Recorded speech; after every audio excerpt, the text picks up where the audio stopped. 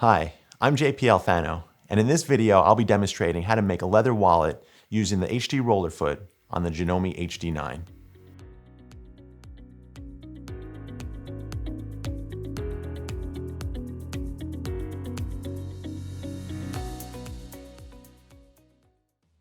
I use this as my primary wallet as it's slim and easy to grab on the go.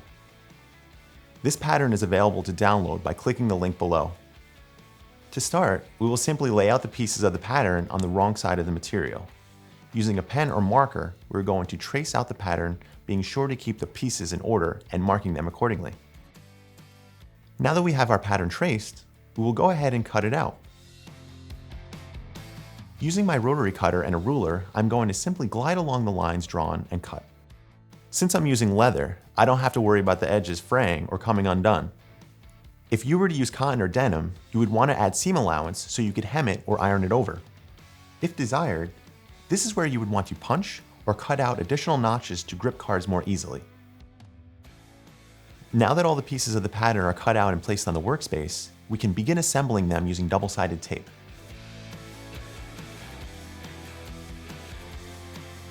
First, we are going to place piece C onto B and apply pressure. Next, sew them down together along the edge of piece A. I like using the HD roller foot because it allows me to get super close to the edge of the fabric and does not mark or print on the leather, all while maintaining a consistent pressure. The Janome HD9 has a maximum pressure of 5 kilograms, or 11 pounds. This prevents the heavy material from moving around to allow stable sewing. Always remember to backstitch at the beginning and end of each seam.